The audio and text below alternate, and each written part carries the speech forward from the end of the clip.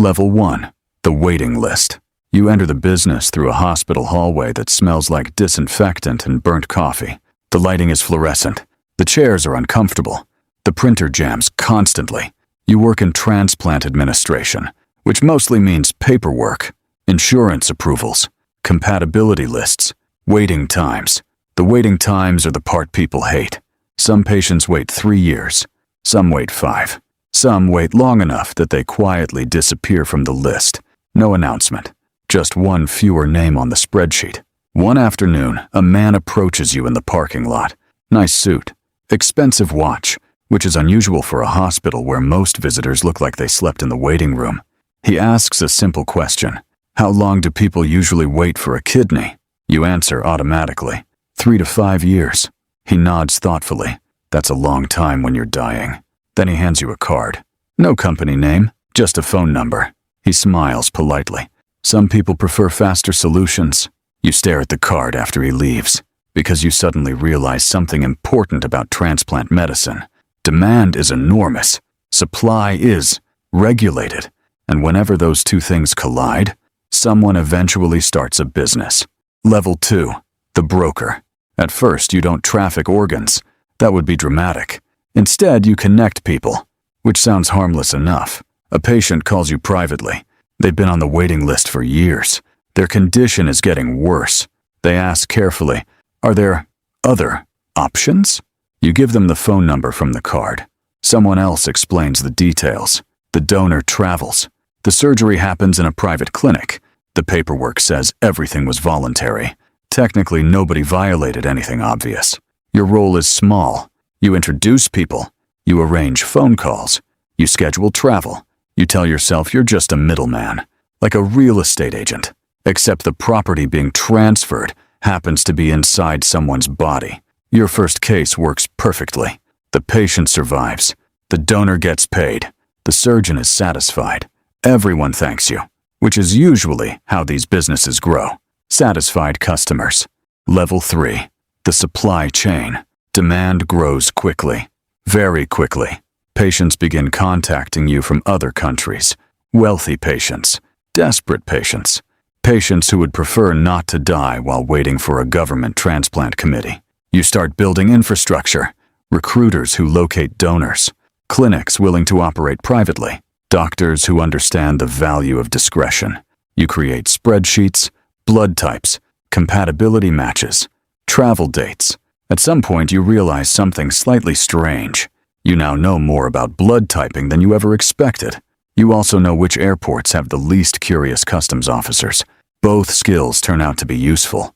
One surgeon jokes during dinner, "You've built the Amazon Prime of kidneys." Everyone laughs, because humor makes morally complicated industries easier to discuss. Level 4. The recruiters. Finding patients is easy. Finding donors takes effort. So you hire recruiters. They work in places where money is persuasive. Rural towns, factory districts, communities where people regularly calculate the price of survival. The recruiters explain the opportunity, travel, surgery, recovery, payment. Most donors ask the same question. Is it dangerous? The recruiter usually answers honestly. Everything is dangerous, which is technically correct. Some donors are surprisingly relaxed. One man shrugs during an interview. You only need one kidney. He pauses. And I need a motorcycle. You write down his blood type. The conversation feels oddly casual, like buying used furniture, except the furniture is biological. Level 5. The surgeons. Eventually, you meet the surgeons. They're not cartoon villains. Most of them are extremely competent professionals. Some run legitimate transplant departments during the day, then perform private operations at night. One surgeon explains the economics very calmly. There are millions of patients waiting for organs. He gestures with his fork, but laws restrict supply. Then he looks directly at you. You remove the restriction. It's not a compliment. It's just an observation. You begin coordinating surgeries, donor travel, medical screening, payment transfers. You spend a lot of time in airport lounges. Airports become strangely familiar. Security checkpoints, coffee that tastes like regret, and quiet phone calls about compatibility matches. Level 6. The international network. Within a few years, your network spanned several continents.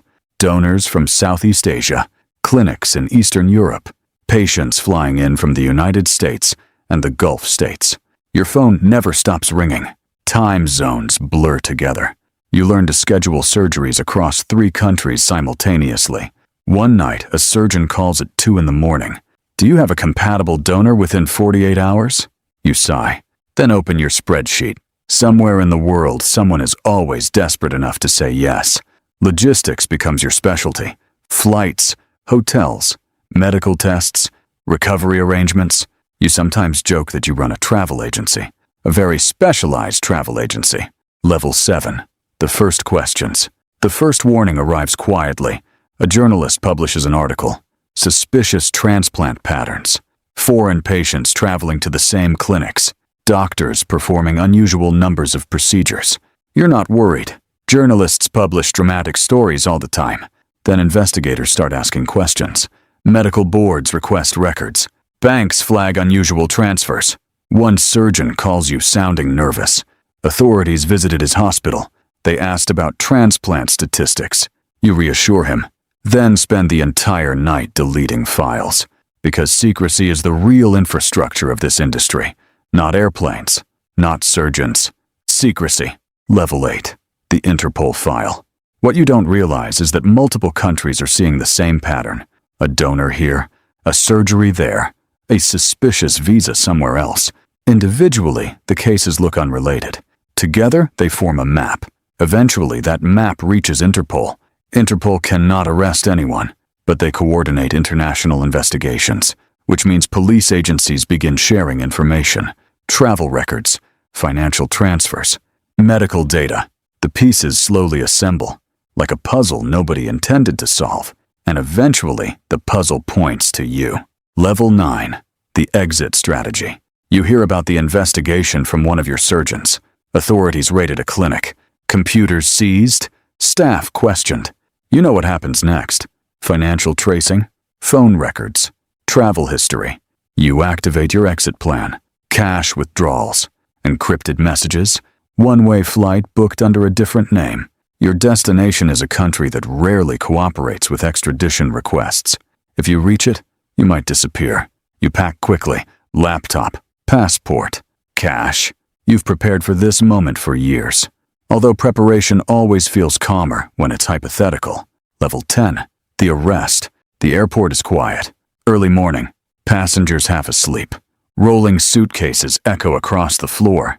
You join the passport control line, trying to look like every other traveler, which mostly involves pretending airports are not stressful. When you reach the passport desk, the officer scans your passport. He pauses, looks at the screen, then at you. 2 seconds of silence, which in airport time feels like an hour. 2 additional officers appear. One of them speaks calmly. "Sir, please step over here." You briefly consider running. Then remember you are in an airport. Airports are terrible places to run. They escort you into a small office beside the checkpoint. 2 investigators sit at a table. One introduces himself. "National Police." The other slides a folder across the table. Inside are photographs, clinics, bank transfers, travel records, donor passports. Your name appears repeatedly. The investigator closes the folder. Interpol issued a red notice this morning. You lean back in the chair, because suddenly years of spreadsheets, flights, and quiet phone calls collapse into a very simple moment. Someone finally connected the dots. The officer stands. You're under arrest. For years, you moved organs across borders without leaving a trace. Patients called you a miracle worker. Investigators called you something else. And in the end, the entire operation collapsed in the most ordinary place imaginable. An airport line, right between the duty-free perfume shop and passport control.